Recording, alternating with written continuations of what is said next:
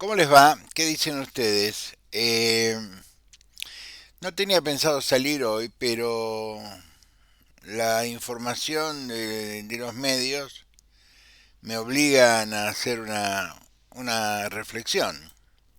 6 diputados de Libertad Avanza fueron a la cárcel de Seiza a visitar, no a ver cómo es el cumplimiento del lugar de detención de presos comunes, no.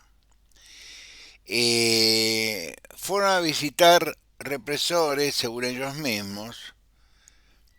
Es decir, la explicación oficialista del gobierno es que no fueron a visitar represores, fueron a ver la situación de las personas de más de 70 años en las cárceles, entre las que hay represores, aseguró una fuente oficialista. Fue una visita a la cárcel, no a una o a unas personas, apuntó otra fuente. Tratan de desprenderse de todo este asunto. Entre la gente que estos 6 diputados fueron a ver, está Alfredo Astiz, que mató a las monjas palotinas, ¿recuerdan? Que las entregó, los asesinó, el ángel de la muerte lo llamaban, un tipo de servicio de información de la Armada. Pero como yo vengo a hacer la memoria de los que se quedaron sin memoria, los que no tenían edad para vivir ese infierno o simplemente no tenían información. Raúl Guglielminetti, Alfredo Pernías, Adolfo Donda, todos sabemos quién es, Ricardo Cavallo y Manuel Cordero Piacentini. La recorrida, a partir de una publicación de la Política Online, fue realizada por los diputados Beltrán Benedict, Guillermo Montenegro, Lourdes Arrieta, María Fernández Araujo, Rocío Bonacci, Aida Ferreira. Muy bien. Esto puede resultar chocante, pero el diputado tiene entre sus derechos la posibilidad de ir a ver cómo está la gente detenida por el cumplimiento del artículo 18 de la Constitución Nacional. El problema es que estos muchachos después hacen una declaración, los 6 grandes del buen humor, ¿no? Según el chat que accedió Clarín, si Clarín accede a un chat es porque alguien se lo manda, salvo que estén acusando a Clarín de interferir teléfonos de diputados, ¿no? Uno de los diputados defendió la actividad y calificó a los represores de excombatientes contra la subversión. Represión, dice, es algo que compete a las fuerzas de seguridad. En todo caso, fuimos a ver a excombatientes que libraron batallas contra la subversión marxista por orden de un gobierno constitucional. El desconocimiento de historia de esta gente es supino. Escribió Benedict en el chat. Vamos al rescate del imperio de la ley con el espíritu de justicia, agregó. Eh, yo no voy a hacer mayores comentarios al respecto porque la propia declaración de estos ignorantes me deja, podríamos decir, ¿no? Me deja casi sin palabras, ¿no es cierto? Es decir, me evita cualquier comentario posterior. La ventaja que tuvieron estos y otros sobre sus víctimas que fueron juzgados por tribunales de la Constitución con derecho a defensa en juicio, fueron condenados en primera, segunda instancia, sus condenas confirmadas por la Corte y están cumpliendo una condena.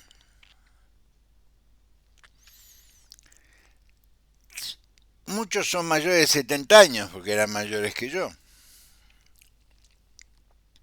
¿Le corresponde la excarcelación por tener 70 años? No. ¿Por qué? Lo explicó la Corte, pero yo se los voy a explicar a ustedes.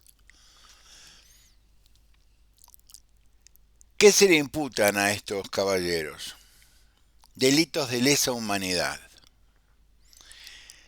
¿Por qué son delitos de lesa humanidad si fueron delitos que fueron perpetrados antes de la reforma del 94? Esto dividió a la biblioteca de constitucionalistas con sutilezas. No en el fondo de la cuestión. En el fondo de la cuestión estábamos todos de acuerdo. El año 1994, gracias al pacto entre el radicalismo y el peronismo, pacto avalado por la Convención Radical y el Congreso General Justicialista, pacto avalado por una ley de la Nación que declaró la necesidad de reforma de la Constitución Nacional en un grupo de artículos que se llamó núcleo de coincidencias básicas, gracias a que este núcleo de coincidencias básicas, votado casi por unanimidad en ambas cámaras, luego fue sometido a una elección donde ustedes, muchos de los que me están escuchando, votaron diputados constituyentes. Se tomaron decisiones, la incorporación de que la ciudad de Buenos Aires votara sus propias autoridades y el jefe de gobierno no fue designado por el presidente. Se crearon instituciones como la Defensoría de la Nación, etcétera, etcétera, etcétera. Pero se agregaron una playa de pactos preexistentes y de pactos internacionales que la Argentina había incorporado a su plexo de normas a través de leyes.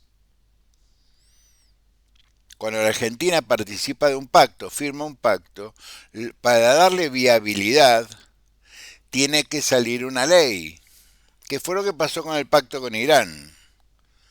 El peronismo y algún sector del liberalismo escondido votaron a favor del pacto de Argentina con Irán aquel tema del memorándum de entendimiento.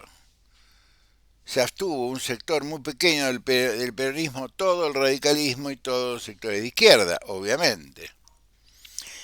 Pacto que luego fue declarado inconstitucional por la Corte y que la República Islámica de Irán jamás virtualizó porque jamás lo votó. Para que un pacto tenga virtualidad jurídica, a ambos firmantes le tienen que dar virtualidad jurídica. Los únicos que le dieron virtualidad jurídica fueron los kirchneristas. Por lo tanto, no fue un pacto. Por eso cuando se está en el proceso penal que investiga el pacto de entendimiento, se habla de encubrimiento agravado, porque fue un instrumento que intentó el encubrimiento agravado de un atentado que estamos conmemorando en estas horas. Y la discusión que hay en tribunales si la tipificación penal está bien definida. Es un encubrimiento agravado en grado de tentativa, porque nunca pudo lograrse. Pero los pactos internacionales que incorporó la Constitución del 94 se incorporaron todos. Y ahí se incorporó el Pacto de San José de Costa Rica, que define de manera clara y contundente qué es un delito de lesa. Los delitos de lesa son delitos muy particulares porque, entre otras cosas, no prescriben. ¿Qué significa que un delito de lesa no prescribe? No importa cuándo se cometió. Esta es una excepción a una regla histórica que ha tenido el derecho continental, porque es decir, los delitos de lesa no lo inventó la Argentina, se inventaron a posteriori de la Segunda Guerra Mundial. Cuando el mundo tuvo que juzgar de una manera bastante particular, como en los juicios Nuremberg 1, 2, 3, más los juicios de Tokio, etcétera, etcétera, tuvo que juzgar las conductas de los jerarcas nazis, fascistas todos, y de los jerarcas japoneses, fascistas todos, por hechos anteriores a la propia conformación del tribunal.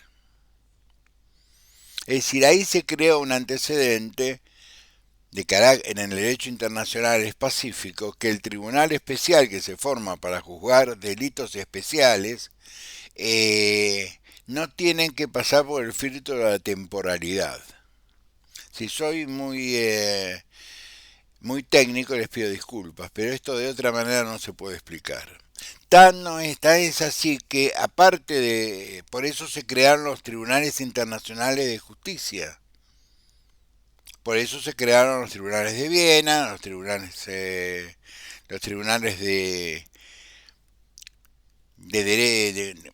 juzgamiento de crímenes de guerra y de crímenes de lesa. Ahí fueron juzgados, por ejemplo, los homicidas de la guerra entre Bosnia y Serbia.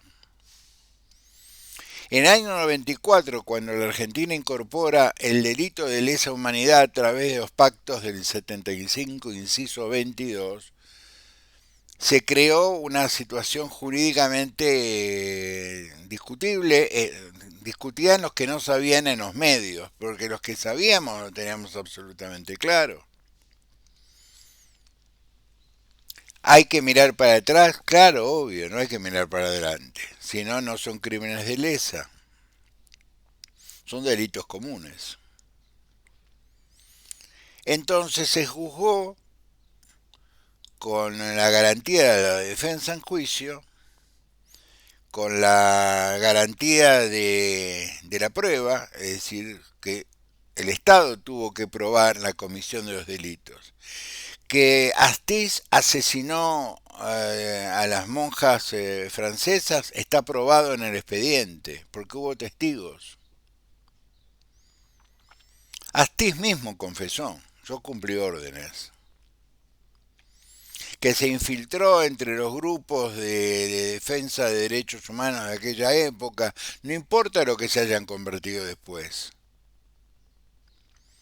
Nosotros no podemos juzgar una cosa que ocurrió en los 70, 77, 78, con la lógica del año 2021 o 2022.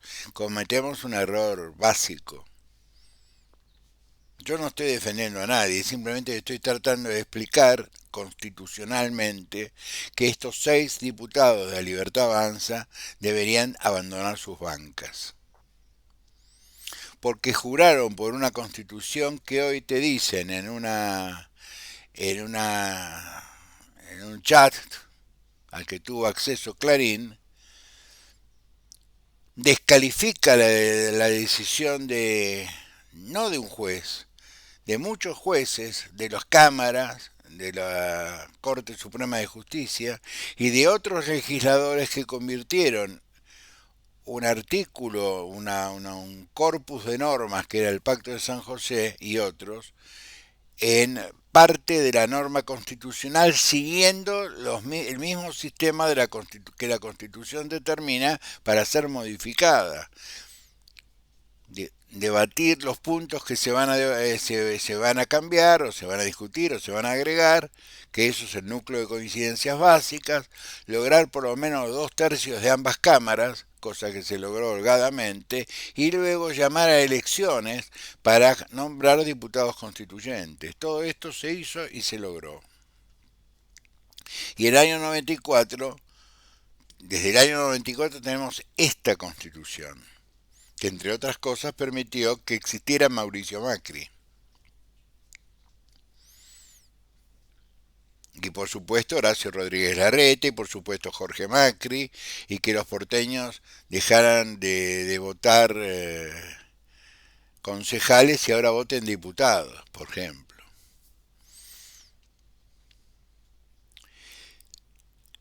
Si nosotros le sumamos a esta playa de este sexteto de imbéciles, de ignorantes, de analfabetos, de tipos que no se tomaron la molestia, hombres y mujeres ellos, de leer por qué razón estos tipos están detenidos, estamos enfrentándonos directamente a un problema básicamente ideológico. Ellos los consideran héroes porque vencieron a la guerrilla marxista. Eso se puede alegar en Tucumán. Cuando se peleó mano a mano, la gente de LER peleó mano a mano con el ejército. Aún en esa circunstancia el ejército cometió excesos. Y ahí sí había un decreto del Poder Ejecutivo de un gobierno constitucional que ordenaba el exterminio. Entonces entramos en la semántica del concepto del exterminio. ¿Qué es exterminar? Pero un decreto del Poder Ejecutivo no está por encima de la Constitución. El artículo 18 de la Constitución es previo a la existencia de Perón. Por lo tanto, es previo a la existencia de María Estela, es previo a la existencia de López Rega, que fue el ideólogo de ese decreto, y es previo mucho tiempo al de Luder, que fue el que firmó. Cualquiera que haya leído algo de derecho sabe que un decreto está jurídicamente valorado muy por debajo de la Constitución Nacional. Y el artículo 18 que hablaba de defensa en juicio eh, estaba vigente. Ilia enfrentó el primer movimiento en Tucumán, en la localidad de Tacorralo, y lo hizo con la policía. Y los detenidos, que los hubo, fueron juzgados en los tribunales de Tucumán,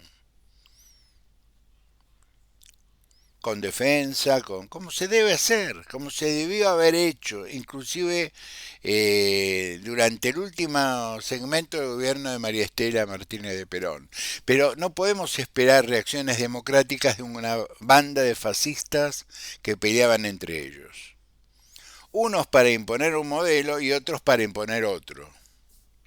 Y nosotros, los ciudadanos de a pie, éramos los rehenes de grupos de locos. Espero que esa historia no se repita. No voy a hablar del dólar. Lo que yo les pronostiqué la semana pasada y durante el fin de semana se está cumpliendo. Lo que el movimiento entre Caputo y Milei es un fracaso. Eh, Hoy me causó mucha gracia porque leo un artículo en el Cronista donde dice el gurú dice que el dólar va a valer 1.400 y después 1.300 y qué sé yo, y arriba el propio diario informaba que estaba en 1.460.